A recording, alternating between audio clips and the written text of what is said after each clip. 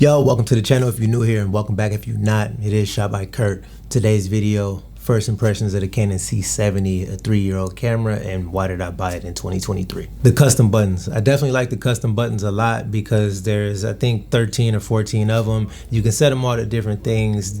Some of them are already set to perfect stuff, peaking, white balance, false color, checking your audio levels if it's not already up on the screen. Just so many different things that you could change. The autofocus modes, your frame rates. You can change all of these different things just at the tap of a button, and just kind of keeps you in the flow of everything. So I'm definitely enjoying a lot of the custom button. The built-in ND filters. Now, everybody who makes a C70 video or a cinema camera video, for the most part, talks about internal NDs, especially if the camera has it. There's some cameras that don't, but for the most part, just about every cinema camera has them, and everybody talks about them, and I can see why. So when you outside and you have the 10 stops of ND, yeah, they they go in like these weird increments, like you can't fine tune it, but just having it is game changing versus using the screw on and then you got to take it.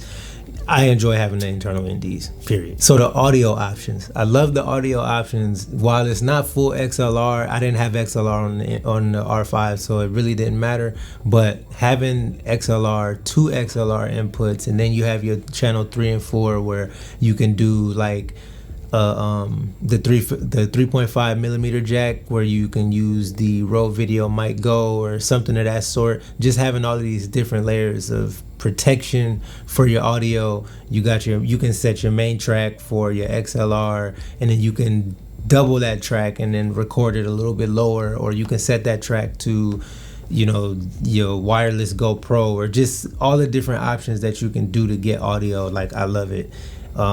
So that's definitely something that I'm gonna take advantage of. So another thing that I'm liking about this camera is the battery life. The battery is a BP830 that it comes with, which is definitely bigger than the R5. And then there's another option that you can get, is the BP860. Now, I have a BP860 equivalent that has a D-tap and a USB, I think it's a USB-A on it, on the back of it. So the significance here is I can plug up my monitor, whatever monitor I'm using, Ninja 5, Shinobi, whatever, I can plug it up and power it through that battery while I power my camera, versus having to bring MPF batteries and make sure that they're charged and make sure the camera battery's charged, and just walking around with all these different batteries. I can use one battery solution, have multiple of those, so when that one dies, I can go ahead and swap out, but the monitor is just always going to be powered. Also, what I like about the battery is being able to know down to the minute how long I have to shoot, or at least like a rough estimate, because the minutes be dropping kind of fast sometimes. But for the most part, I know down to the minute. If I get down to like 10 minutes, like, all right, I could squeeze out.